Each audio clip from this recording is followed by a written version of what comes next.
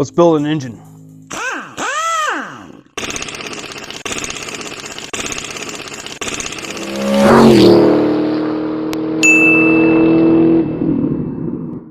Alright, there's a few videos out here on YouTube showing the assembly of an engine like this. I tell you what, those videos are like hours long. Like, we're talking like 40 plus hours when you put all the pieces and parts of the videos together. I'm going to do this engine in one video, so I'm going to move pretty quickly here. You might have to pause the video and take some notes, but let's get started. First thing you want to do is get this cleaned up down here. This doesn't have to be machine shop fresh. This engine is definitely not. But clean your surfaces for the oil pan gasket. Clean your surfaces where the main caps go.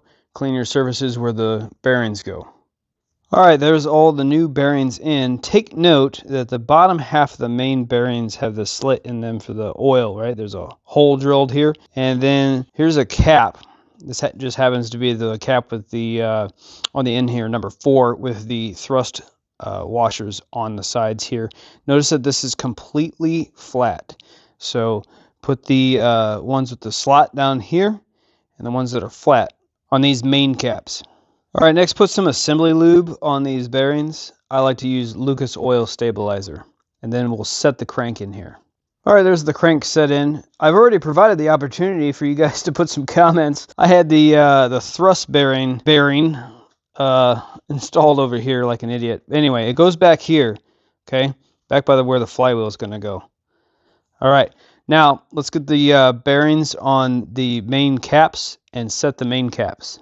Alright, all the main caps are in. You will notice that there are numbers on these caps, right? Here's a 1, a 2, a 3, and a 4. So you really can't mess them up. 1, 2, 3, 4. Okay, I got all the bolts in here. These are run down just lightly, basically finger tight. And I've got all the 10mm bolts on the sides here in just a couple threads. All right, just to start thread them. All right, torquing the main cap bolts. You can use these bolts like up to 3 times, probably even more, but they recommend 3 times. This is obviously going to be the second time that this is done. If you really want to be technical, you can put a punch in each bolt, and that'll tell the next builder that the bolts have already been used once. Anyway, the bolt torque is 30 foot-pounds on each one, and then plus 90 degrees, with a minimum torque of 100 foot-pounds. So let's do the 30 foot-pounds on each bolt here first, and then I'll talk about the minimum 100-pound torque.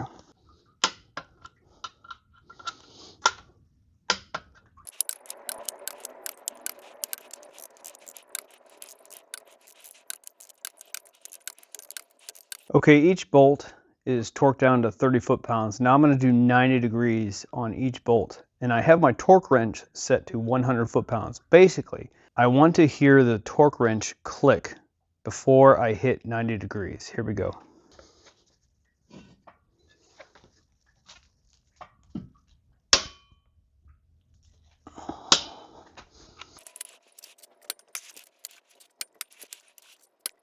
All right, you saw me go 90 degrees and you saw that the torque wrench clicked right before hitting 90 degrees on each one of these bolts. I'm going to do the rest of these and I'll get back with you. All right, they're all torqued down, and I put the 10mm bolts in nice and tight on both sides. All right, let's check our work. Feels pretty smooth. Let's put some pistons in. All right, set your crankshaft up so that cylinder 1 is in about this location towards the oil pan here. Now let's flip the engine. All right, let's talk pistons and connecting rods. Here is our old piston number 1 and its connecting rod.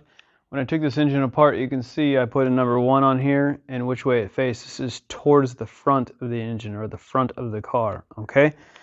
And as I set this down here, you'll notice these connecting rods are off center, right?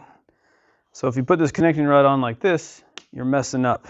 All right, we got to put it on just like this, all right, to make it match. Now there is a circlip in here that you'll need to take out, so use like a pick like this.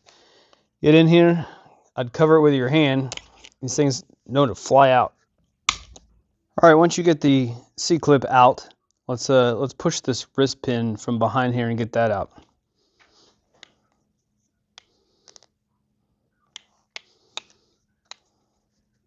Tight tolerance, I'm going to have to tap it. All right, this is a 13/16 spark plug socket.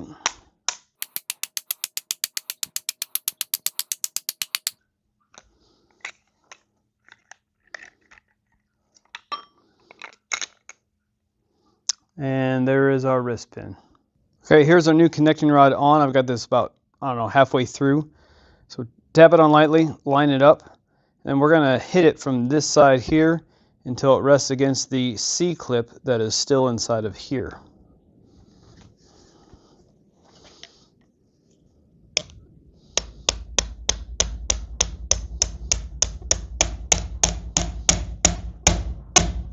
Okay, up against the C-clip back here, and now we will install the C-clip here.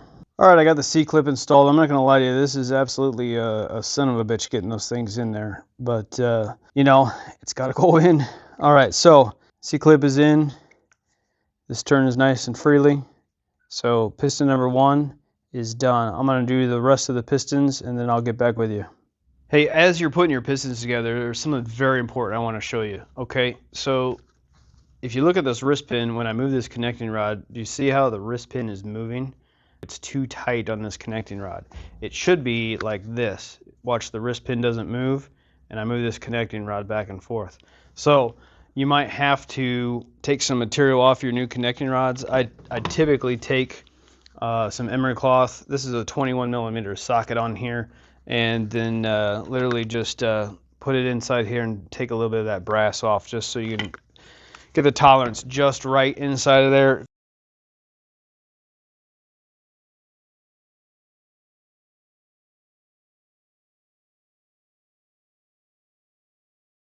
All right, let's get these pistons in. Connecting rods, bearings. There's an upper and a lower, and it's really hard to tell the difference. The upper one that goes into the connecting rod here has like a matte finish on it. It's like kind of like a gray coating on it. And then the bottom one is traditional silver. It's hard to see in the camera, but when you get them, you'll tell the difference.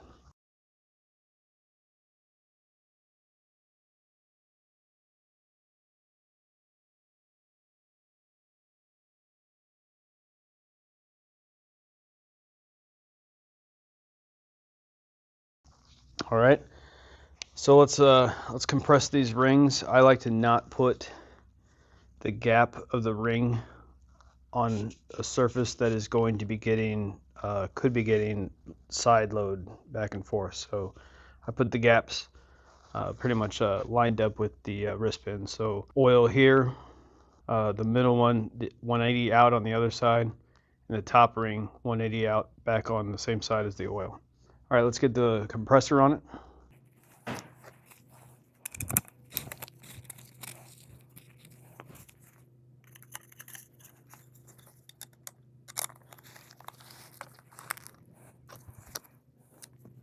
All right, now we're going to put a dab of oil on here. We're going to put some oil in the cylinder that this is going into. Let's go over to the engine. I've already put in pistons 1, 2, 3, 4, and 5. I'm just showing you the last one. This is cylinder number 6. On each piston, you want to turn the engine over so the journal for that piston is bottom dead center. You don't want to run the connecting rod into that journal. That would be bad. Okay. Got piston number 6 here, arrow pointed towards the front of the engine. Slide this in. First thing you do is tap the outside of the ring compressor, make sure that it is completely flush. Some light taps there. I'm going to look down here. I'm going to make sure this guy is lined up. So I'm going to turn it just a hair like that. And there, it should go right in. And with the butt end of your hammer here, you tap this baby in.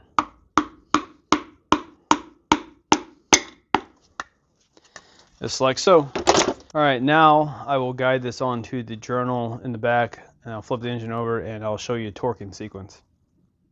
Okay, connecting rod end cap torque. So you start off with seating them at 20 Newton meters. It's like 15 foot-pounds or 180 inch-pounds on each one of these, okay? And I've already done that. The final torque is 245s, or you can just put it all into 90. But the maximum torque is like 45 foot-pounds. So basically you want the torque wrench to click towards the end of your 90. So let's check it out here.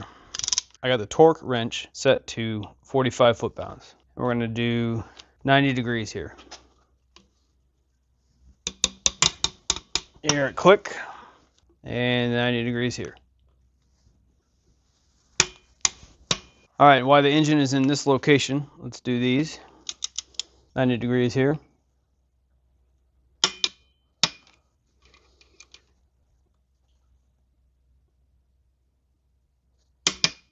Now let's spin the engine. That was cylinder 1 and 4. Let's do 2 and 3 next. Get those up right. And again, I've already set these to 180 inch-pounds. And then we'll do a 90 degree with a maximum of 45 foot-pounds.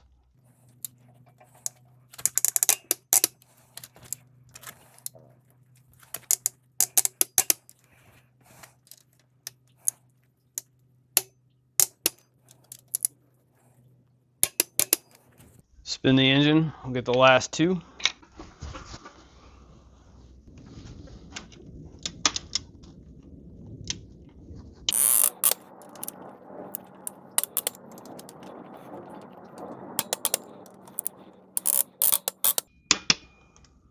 Let's get the oil pump on. All right, so if you look where this oil pump goes, I've cleaned the surface here going around. All right, there's a gasket on the oil pump. Need a nice clean surface here. If you look at the crankshaft, there's a square here and over here. So let's look at the oil pump. Here's the oil pump. Got the new gasket seated in here going around. If you look, right here is a flat spot and right here is a flat spot. So those are going to have to line up with the crankshaft as this goes in. All right, so I'm going to set this in and get back with you. All right, there's the oil pump installed. Zoom in here. You can see that the flat spot right in here is against the flat spot in the crank, and same on this other side right over to here. Very important. It's best to have this crank just perfectly perpendicular up and down here to get this oil pump on. Now we install the seal here. This is the front crankshaft seal. Let's see if one hand here I can nicely get this thing on here. Spin. Okay, there we go. All right, now because of the snout of this crank, it's going to be difficult to get this thing on. But if you have a 36mm deep well socket, that'll work perfectly here. And we're going to tap this down until it's seated on the back. All right, and there's the seal seated in there. On the original style oil pumps, there wasn't a backing to it, and you had to just go just so far. On the newer oil pumps, there's a stop in the back. You can't go too far, so that is seated in there. Let's do the rear main seal. All right, there's a lot of people that won't put these on while the engine is in the stand. I find that it's better to put it on when it's in the stand, when you put on this whole piece. And I'll show you in just a second. It's because a part of this is where the oil pan gasket sits. All right, so if we put this on, coupled with the oil pump, see there's a portion here where the oil pan gasket sits. Same thing back here. That way the oil pan gasket goes on, oil pan goes on, and it's all nice and neat. So I've cleaned up the surface here, and this is of course nice and clean. It's brand new. Let's go look at the seal. So here's the rear main seal, and it's all one package. So if you look on this side, this is the gasket that goes on the block here. And then this piece, as we push this on, as we screw it on, will press up against the crankshaft and end up popping out this side here. And the seal should be seated just perfectly. Let's get this on. All right, there's the rear main seal on. 8mm bolts going around. Pretty self-explanatory. A little bit of skill required to get this on. I would just watch it from over here as you put it on. Kind of, move it around, walk it on. But overall, pretty simple. All right, let's talk oil pan. There is no pickup tube to this thing, at least not in a traditional sense. The pickup tube is right here, and the seal of this is integrated into the oil pan gasket. The pickup tube is right here. Okay, I've already unbolted it, and it runs over here and then down into there. And what I did is I took this oil pan, and it had a bunch of junk in the bottom of it, coked up oil and whatnot, and sprayed some parts cleaner in here and cleaned this whole thing out. And to get the pickup tube out, first off you get the oil level sensor out. This guy here is bolted right down here. 8mm bolts, pull that out and out of your way. And then there's an 8mm bolt right there and an 8mm bolt right here, and then you can pry this pickup tube off of here. This pickup tube has a strainer inside of it. Let me see if I can get a shot of it in there.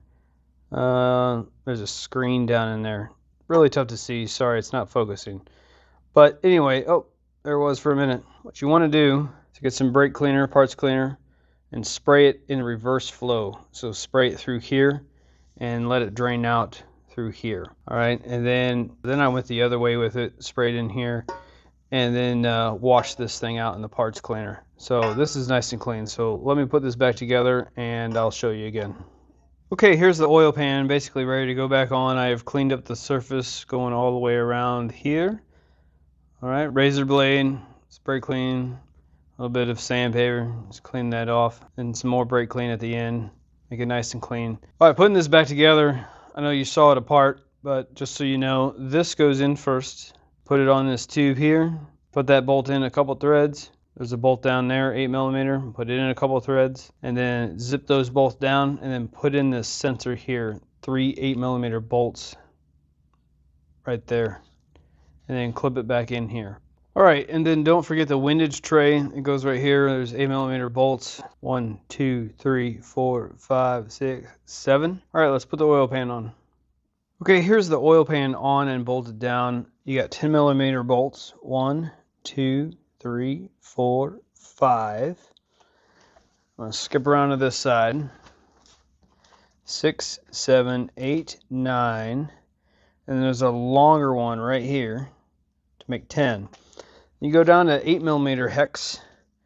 Got 1, 2, 3, 4 on the front here for the oil pump, bolts to the oil pump. And on the back, there's 4 more that bolt to the rear main seal housing. 1, 2, 3, 4. Alrighty then, let's get the cylinder heads on. I like to clean the surface here with a razor blade first. Just scrape along here, get the big chunks off, and then go over this with some brake clean and some sandpaper and clean it all up. It doesn't have to be perfect, but you don't want any large chunks. There's still some witness marks here, but this is flat, okay? This is nice and clean. Let's put our dowels in, and then let's set the head gasket. Okay, there's the dowel pins set right here, and the head gasket set on. Let's look at the bottom of the cylinder head. You'll want to clean this as well, of course. Same process. Just use a razor blade. This is aluminum. Be careful. Just scrape off the big stuff. Careful not to get any chunks down in here. And then just some brake clean. And I used basically just some emery cloth, sandpaper to clean this. The cylinder head is flat, and this is ready to go on.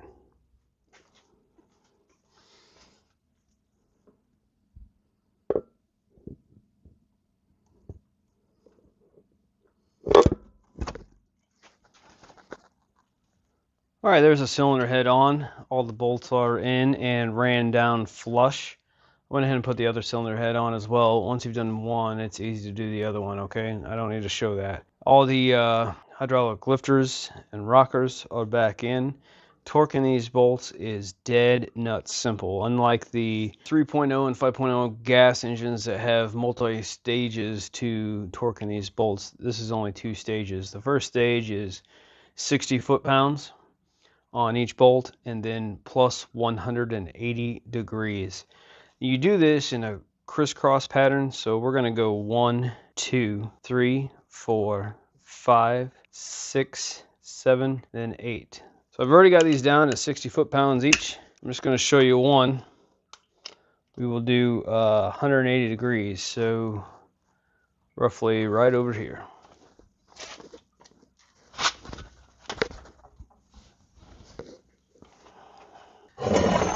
And I need the cheater bar. There we go. There's 180. Let's do the rest.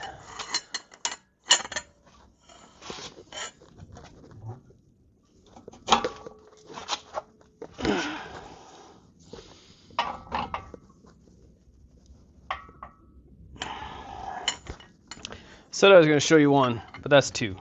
Let me get right back with you. Okay, I've got the cylinder heads all nice and cleaned up. We're ready to put the camshafts in. I'm going to start actually on that side, but I have this in here to show you something very important. This is a step a lot of people miss, and it's not really talked about too much in the Land Rover community. This is a screwdriver, of course, that is showing me top dead center. Okay, I've got this cylinder 1 at top dead center. There's this tool here. I don't know if you're gonna be able to see this. Will it focus? 303-1671 crank position lock tool. That's what I'll call it. Let me show you where it goes. Okay, we are on the left-hand side of the engine. This would be the driver's side in the USA models, left-hand drive. There's a bolt right here. It's underneath the water pipe here. Pull this out. Now remember, I've got the engine at top dead center. I'm going to take this tool, stick it in here, screw it down. Hand tight is fine. Just got a knurled end on it here. Remember, we're at top dead center. So I'm going to rotate this engine now using this breaker bar right here. 30 degrees past top dead center. The crankshaft's going to hit that pin and stop. Just like that.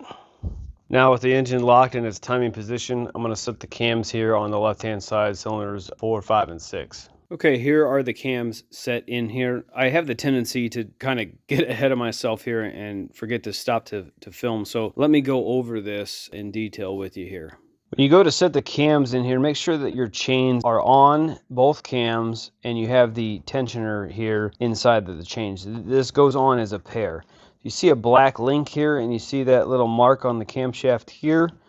That's the intake camshaft. And then over here on the exhaust camshaft, you have another black link and a mark there. Make sure that those line up. And you have 5 links, 1, 2, 3, 4, 5 in between those 2 marks. And these cam caps, as you put them on, make sure you put them back in the order that they came off on. It's hard to mess up these end ones. I haven't put this one on yet because I'm going to show you how that goes on. And you start in the middle and work your way out when you go to torque. Okay, and you walk it down. When you set these in here just like this with those links, the black links here and here up, these cams kind of just set in here nicely themselves. All right, so it's not like you're torquing this down against spring pressure of the valves down here. Work your way out just like that. All right, let's talk about these end caps here. Not only do these end caps need to be sealed against the cylinder head, they also have a seal that goes over the camshaft right here. Here's the end cap for this back side over here. I'm going to show you how it goes on. All right, here's the end cap. I got some Permadex Ultra Gray on here. You can see it, the sealant right here. And we're going to take this cap right here, just turn it. It's got dowel pins in it. You see where the dowel pins go right there. Set it on. Put your bolts in. Let's torque it down.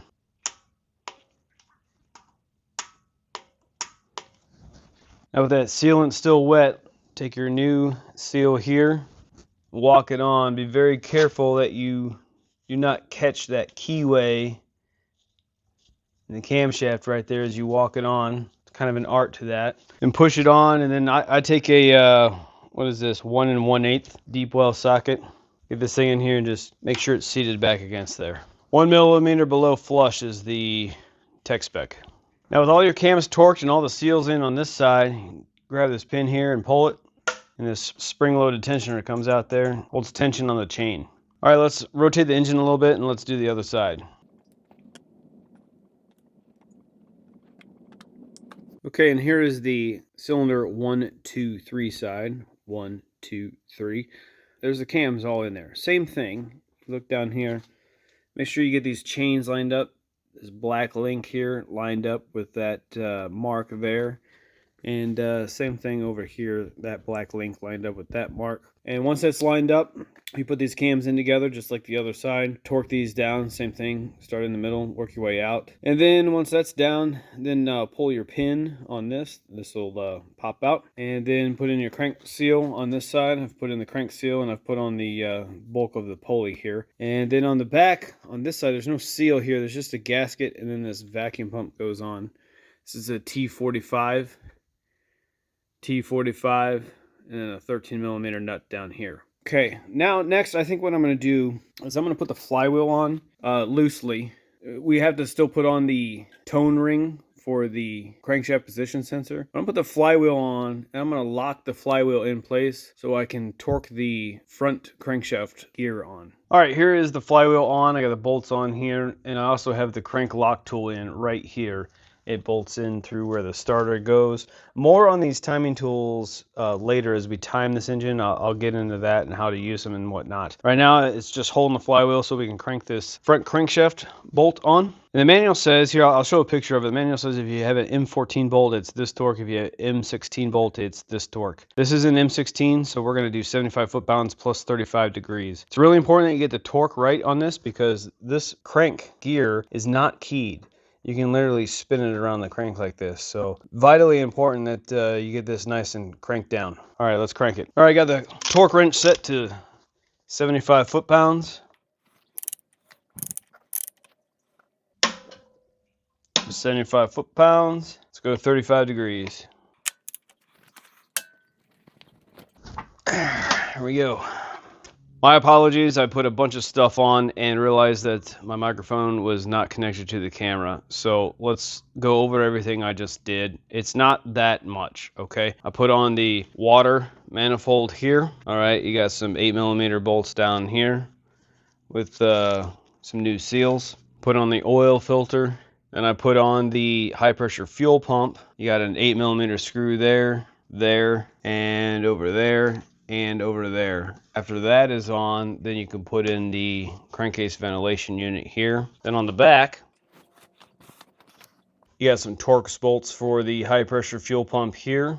And then I put on the bracket right here. This black bracket goes down here. There's a 10mm bolt there and one a little bit further down. That bracket has to go on before you put on this plastic shroud. Then the plastic shroud went on. 8mm bolt here, 8mm bolt here. Okay, and then after that is on, I put on the sprocket. You put on the hub for the sprocket first, and it's keyed, and then you torque this bolt down, and you leave this loose. You're gonna see there is an arrow right here that lines up with this mark here. And then as far as the high pressure fuel pump goes, there's a line here. You just line that up with the sensor up here. We'll talk about timing this up in just a second. Let's move to the front. In the front here, I got the hubs for the sprockets on, and then the sprockets, and we leave these sprockets loose, just like the back. Again, I'll show you that here in just a second for timing. And then new idler pulleys for the timing belt. And then the timing tensioner just loosely bolted on here. These are torqued down, so they're good to go. As far as torquing these center bolts here for the hubs, right here, these are 80 Newton meters plus 80 degrees. 80 Newton meters is roughly 60 foot-pounds, so 60 foot-pounds plus 80 degrees. Land Rover sells a tool to hold this, to counter hold as you torque this. I don't recommend spending the $300 or whatever they charge for that tool. Here's what I use. I used a belt tensioner tool for a E46, basically like a 1999 through 2005 BMW E46 325i. This is like a $20 tool, all right? And I just bolted it on here, put the breaker bar on it to hold it, and I torqued this to 60 foot-pounds and then plus 80 degrees. This one, and then this one. Now let me remove this, and again, this is loose. Let me remove this, leave it loose as well. All right, you can see this is loose as well.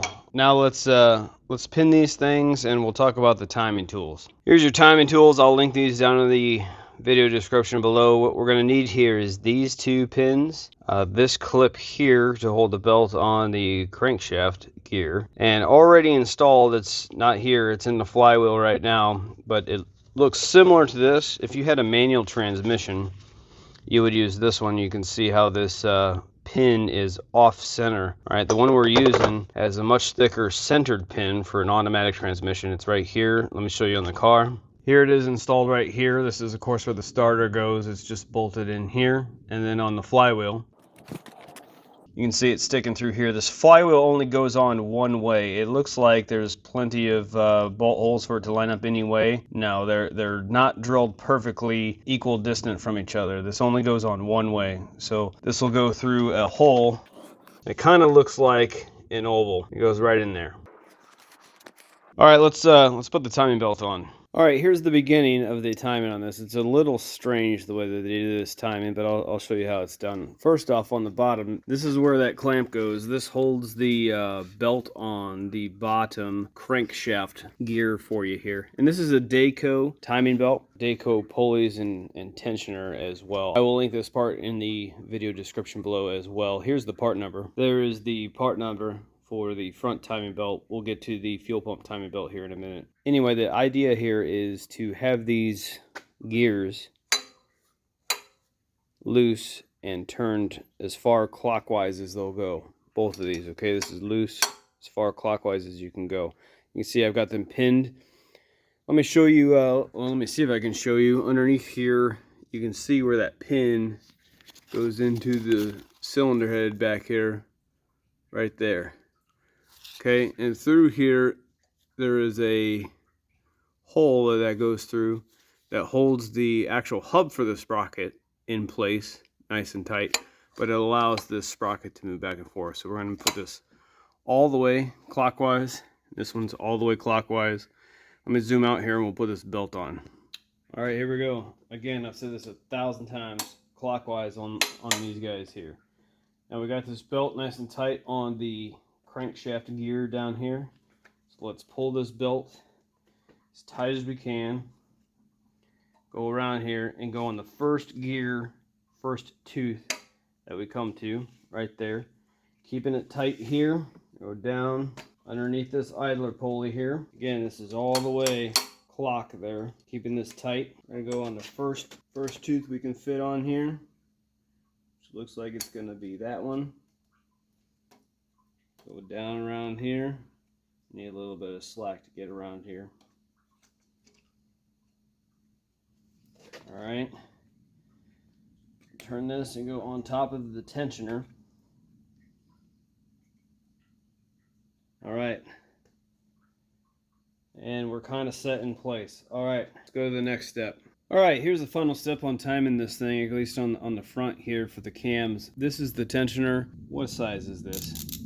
10. This is an M10 Allen. What you do is there's an embossed piece right here that you want this window to line up to. So I'm going to tighten it until those pieces are lined up. Now I'm going to hold it here. I'm going to take the torque wrench out. Now there's some blue thread locker on this. I'm going to tighten this down to 35 foot-pounds. Alright, now that that is done, let's move on to the back for the fuel pump. Alright, this is also going to be a Dayco kit. Here is the part number here, KTB702. I'll link this in the video description below as well. This kit just comes with a new tensioner and a new belt, of course. Okay, so this tensioner, you'll see that there's a little keyway down here, and there's a key right here. We just need to match those up and loosely bolt that in right now. So this is 10 millimeter. And it doesn't come with a new bolt. You got to reuse the old bolt. And there was no thread locker on this, so I'm not putting any back on it. All right, that's loosely in there. I'll tighten that down just a little bit more once we're done here. What's important on this belt that you need to see is there are two lines. There is a line here. There's a line here. And those line up to that line right there and that line right there.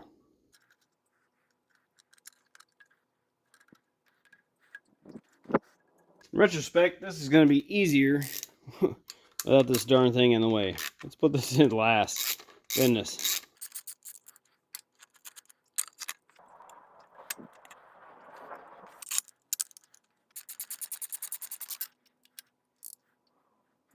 Now with that line lined up, this line lined up here, let's when this is tight, let's pull the pin.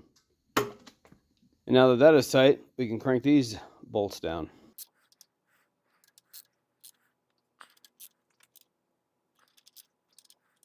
All right, let's go crank the front bolts down now.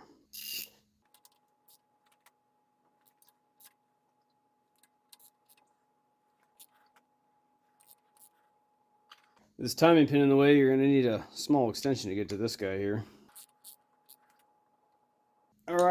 Let's remove these pins as well as the flywheel lock, and let's crank this thing over a couple times. Okay, the clip that holds the belt on is off. Pins are out. The flywheel lock is out, and the crank lock pin over on this side is out. Let's crank this over 2 times, and these holes should line up right back here and should be able to put pins in. There's one.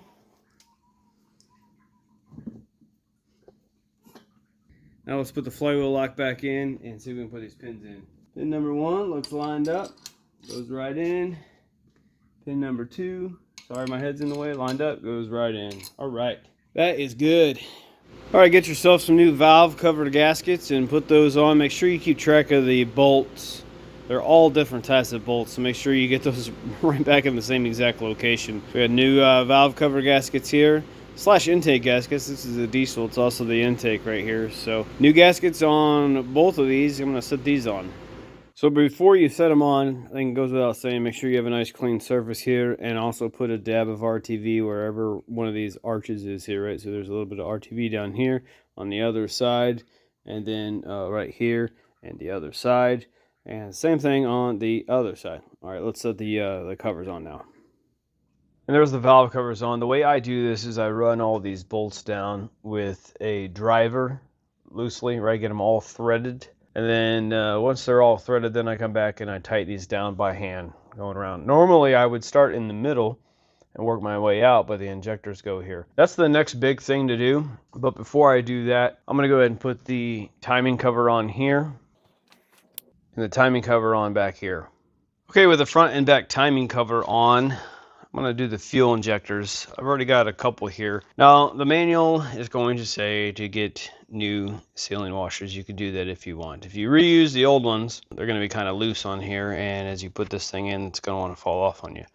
What I do is I use a little bit of Vaseline. Put a little Vaseline on the ring here, and that'll kind of like stick it to the fuel injector so it won't fall off. All right, and then let's carefully put this guy in here.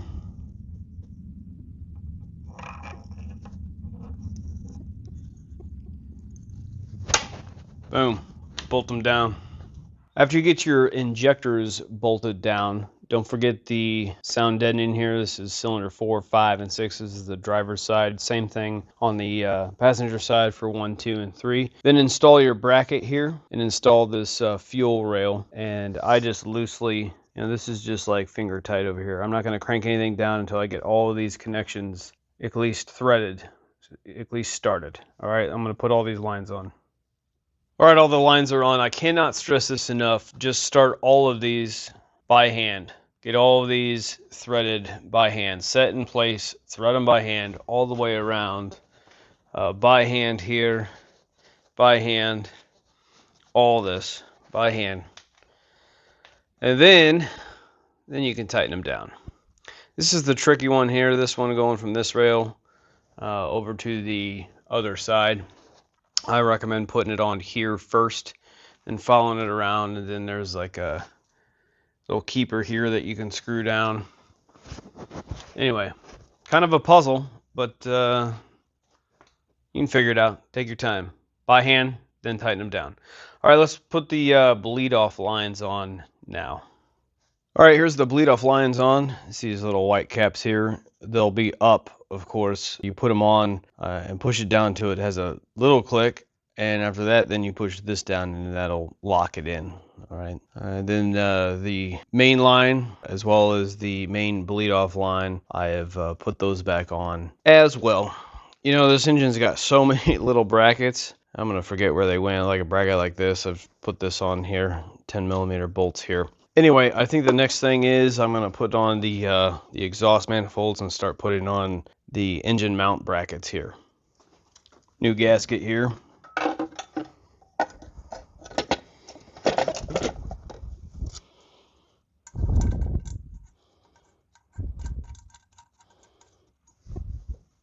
.13mm deep well.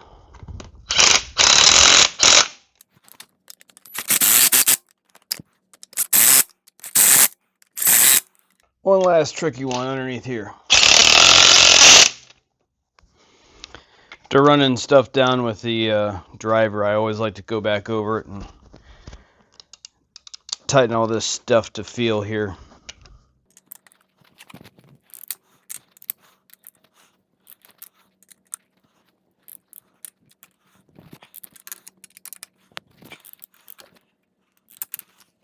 All right, let's get all the lines on. All right, hold on, folks. We're moving fast now. It's 21 foot-pounds, by the way, on those 13mm exhaust manifold bolts. Then get your heat shield on here. 1, 2, 3, 4 8mm bolts. And the lines that I just talked about. Here's the coolant line here, 8mm. I put a little bit of oil on the O-ring just to make sure it goes in without cutting itself. Check your O-ring before putting that in. There's another line that follows along the back here. Goes right in here. It's another 8mm bolt. And then make sure that you get your crank lock bolt back in here, 10mm. Put this bracket back on. This is 10mm. Then the engine mount bracket here. This is 15mm.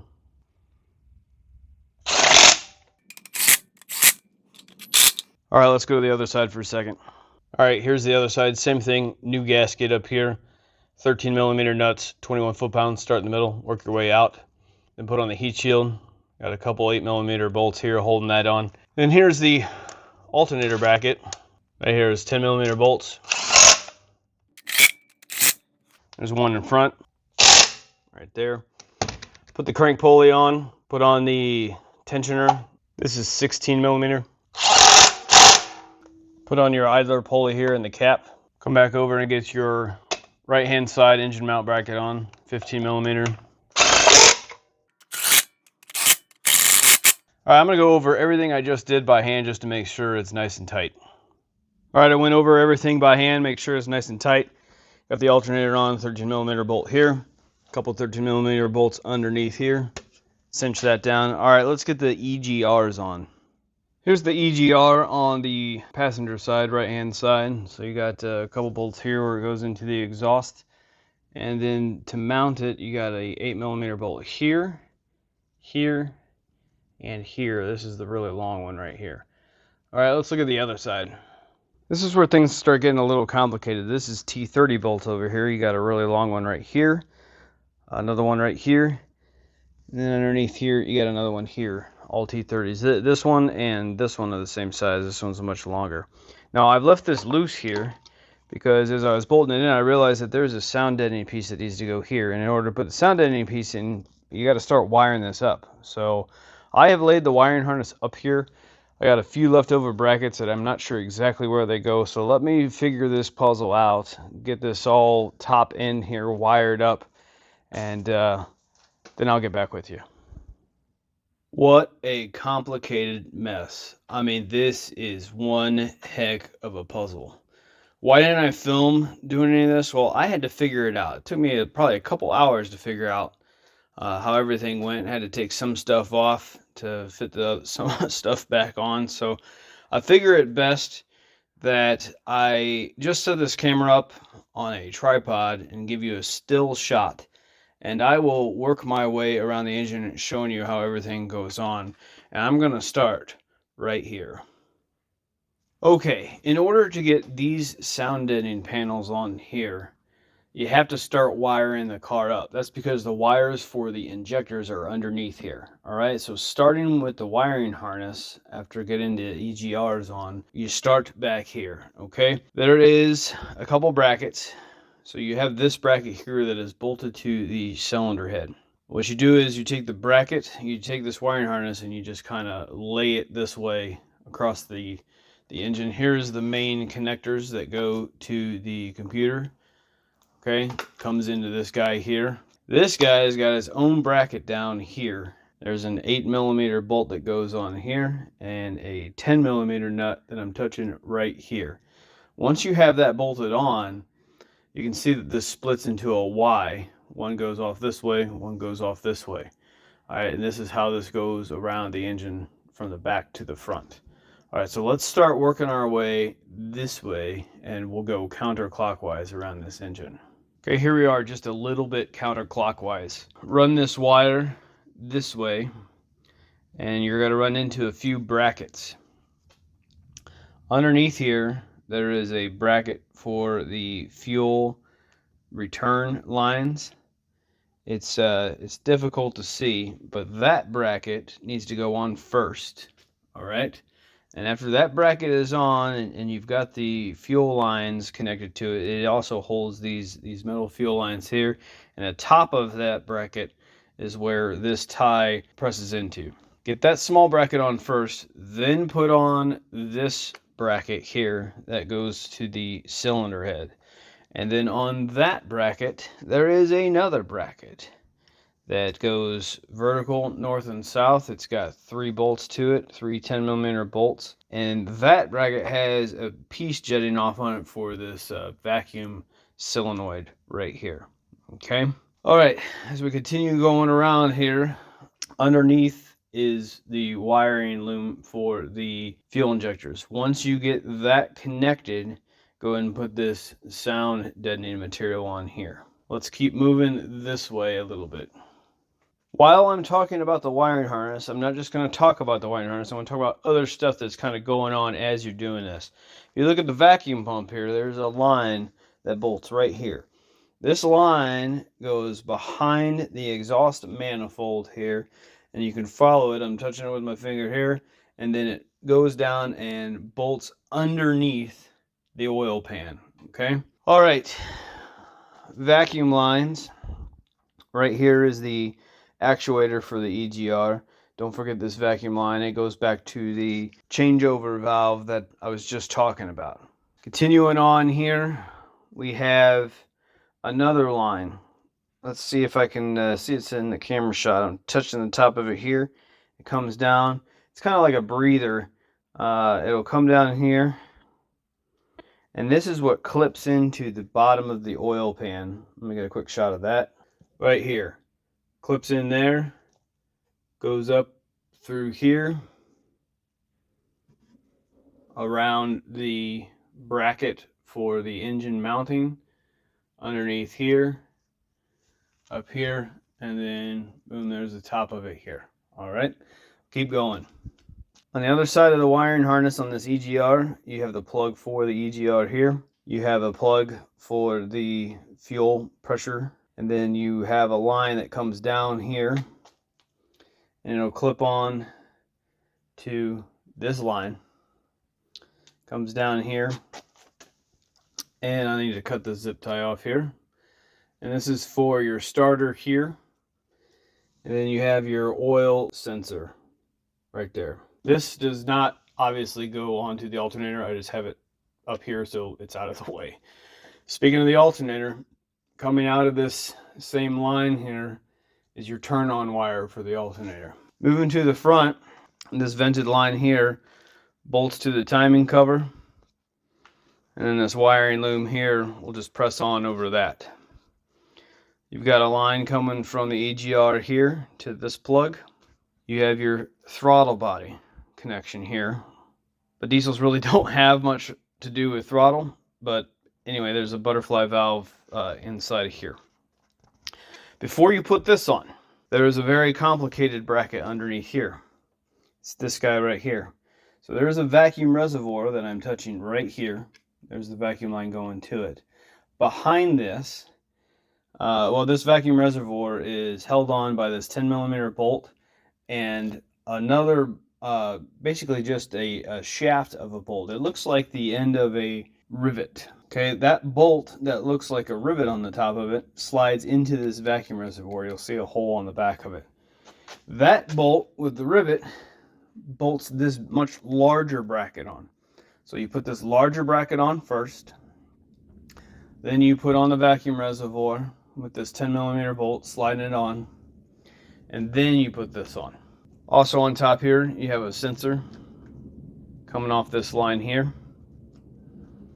Then moving over here, you have a sensor here. You have a sensor on top here. This looks like a manifold air pressure sensor. You have your glow plug power wires that'll sit up here. All right, continuing on over here. Underneath here, you have the coolant temperature sensor. Comes around here, bolted to the timing cover here. That comes out of this loom here.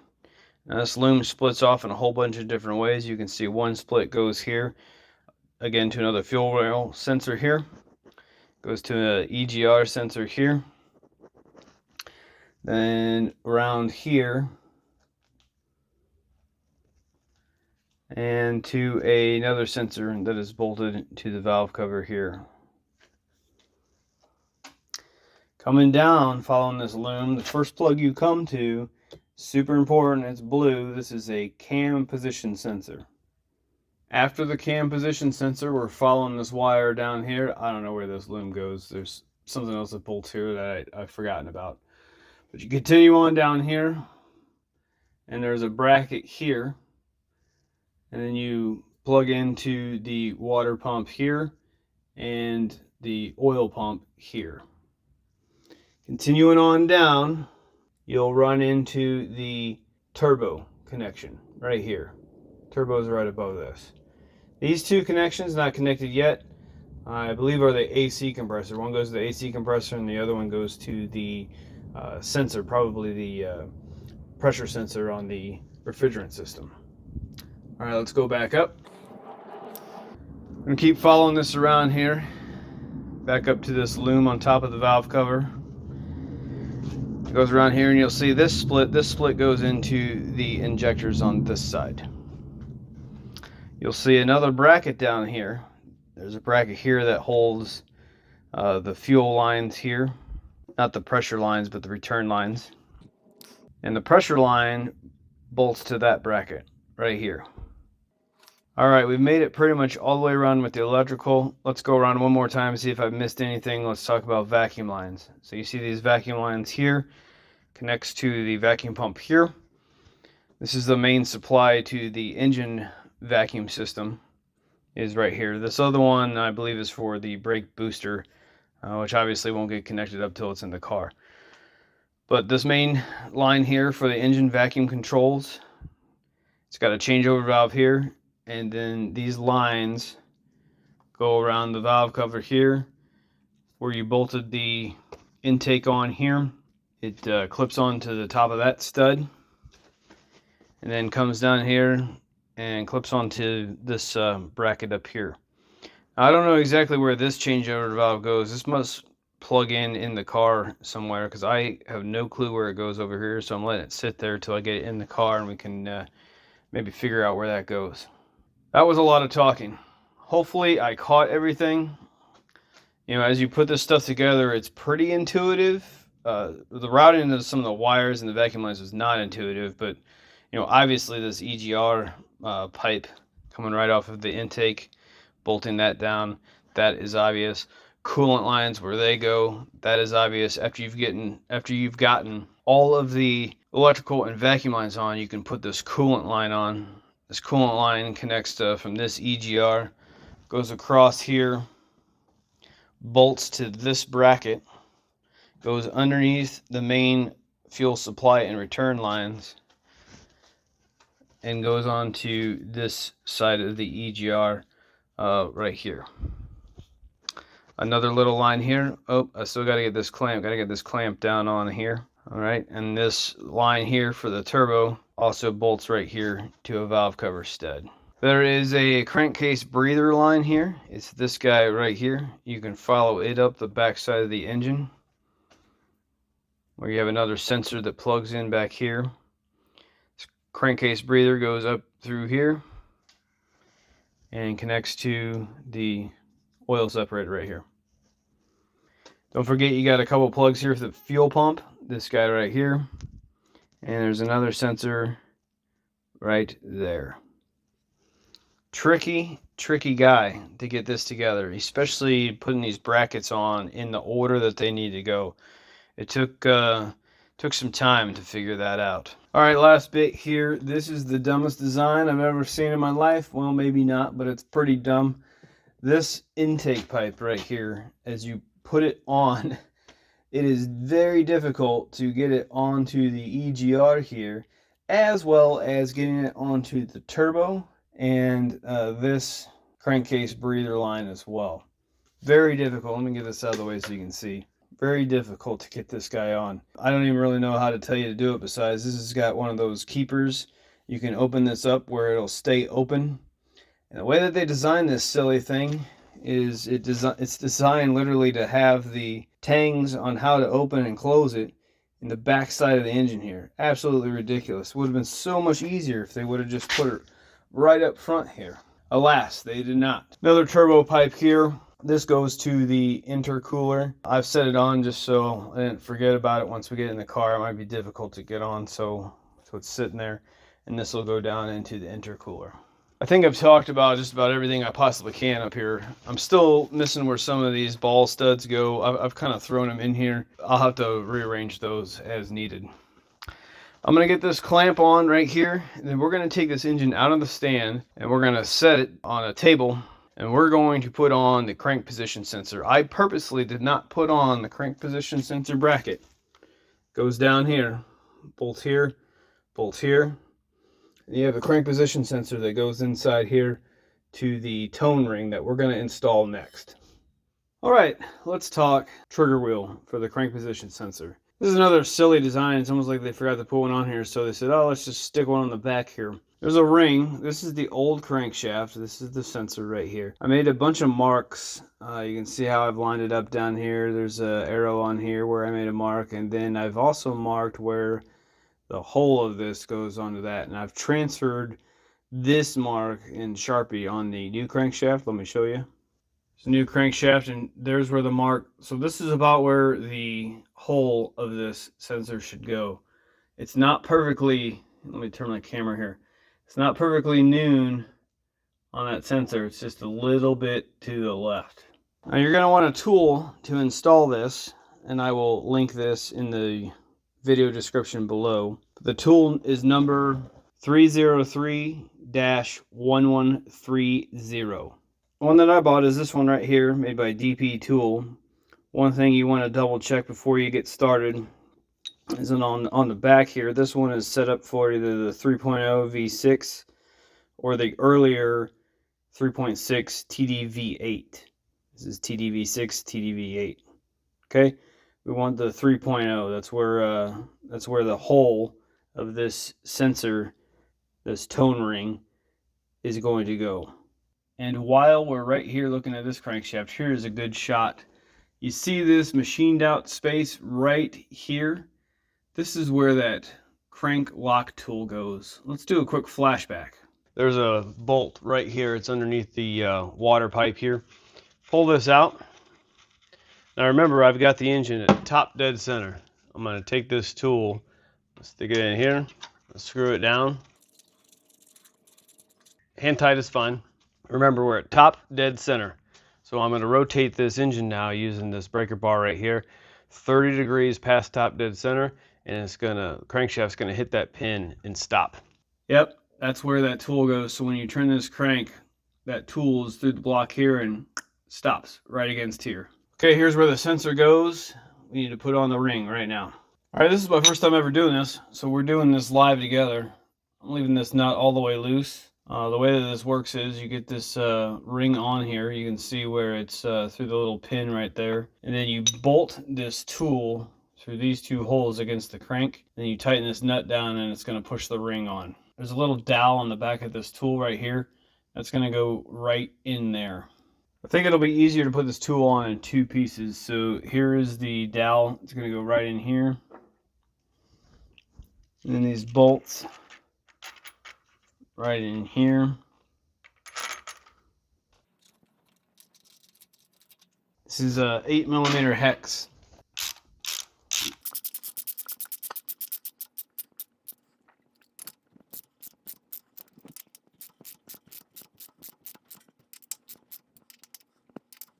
All right, now we got the ring with the pin right there through that hole. It's a 3.0 hole. I'm gonna wind this sucker up.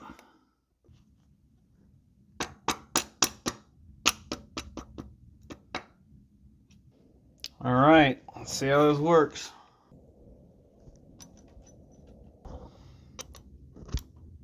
Counter holding it with a 6mm Allen here. It's an 18mm wrench.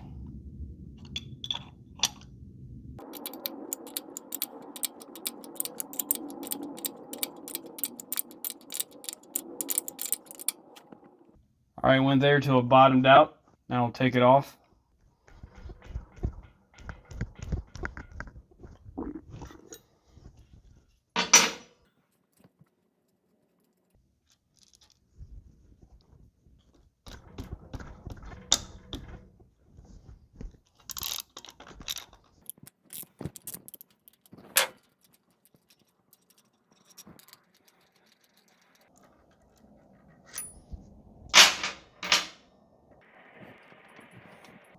Yeah, this is what I was afraid of.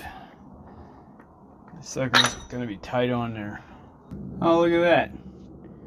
There's threads in these holes to push against the crank to press it out. See if it's the same thread size. Well, I'll be darned.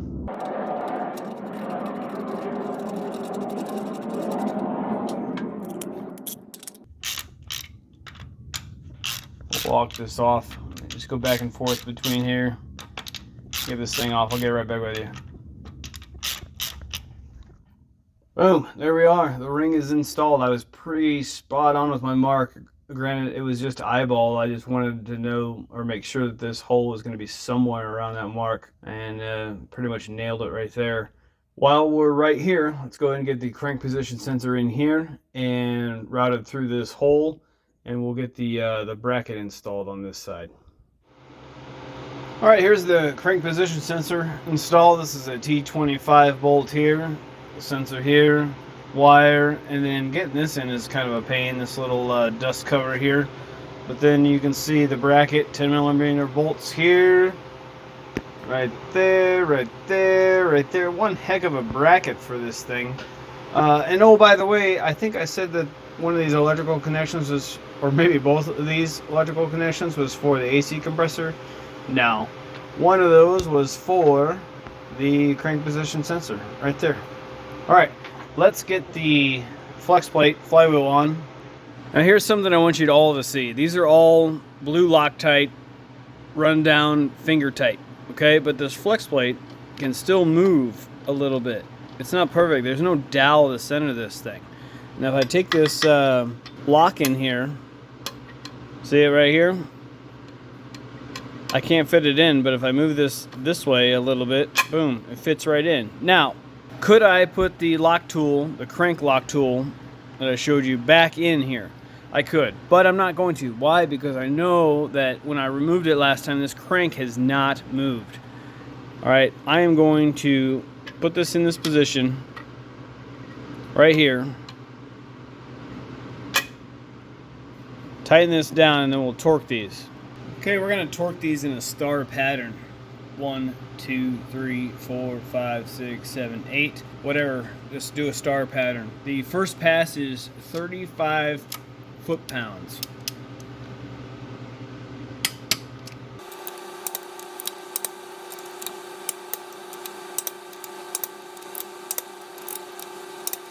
The next pass is plus 90 degrees, and that's final.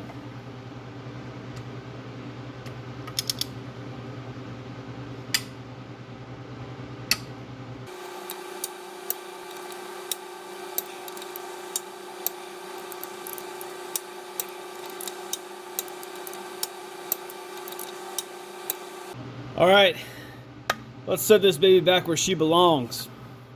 And touchdown, back where she belongs. Now, I've got a lot of work ahead of me, of course. You see all this going on here. Here's the just the subframe sitting on the ground with our newly rebuilt and assembled engine right here. I'm going to go ahead and get the torque converter and transmission mounted, get this exhaust back up in the car. Now, why did I do so much? Why did I pull so much off of this car? Well, I do have a lift, so that's one thing. Remember that this engine was locked up, okay? So I couldn't turn the engine by hand to get the torque converter bolts off. So I figured, why not just pull the whole subframe? Well, that was a pretty big deal. All right, we got a lot going on here. A lot going on. Anyway, I don't recommend doing it this way. I mean, I do have a lift that makes it easier, of course. I probably, in retrospect, would have pulled enough stuff like the front axle to get the oil pan off, loosen some of the connecting rod bolts and main caps if necessary, so I could at least get the engine to turn by hand. Now, of course, if the piston seized, that's not going to do anything. But in this case, it was the crankshaft bearings that seized. So if I would have loosened those, I could have turned it by hand and then got the engine out the front, out the top, like you're supposed to. But anyway, this is what it is. This is what I did. So give me a couple snaps of a finger here, and I will get all this stuff back in the car, and I'll get back with you.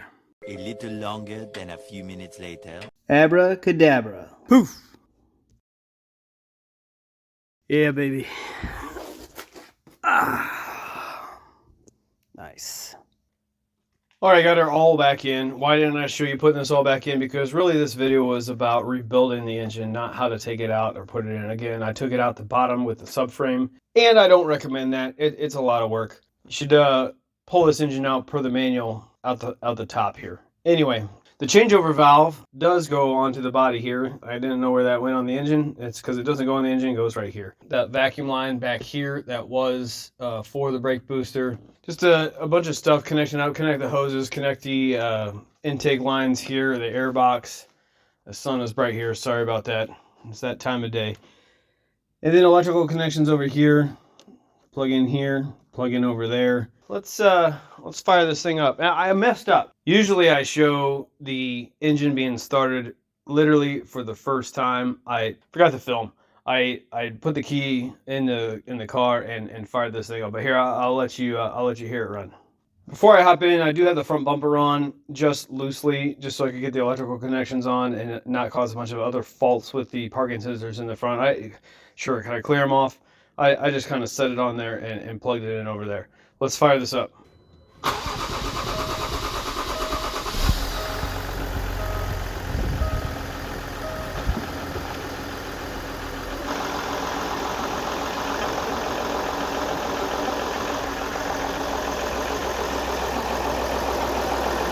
I am not going to run it long. I don't have any coolant in it, and that's because I broke the coolant drain plug down there. I'm waiting on a new one to come, but there it is, running.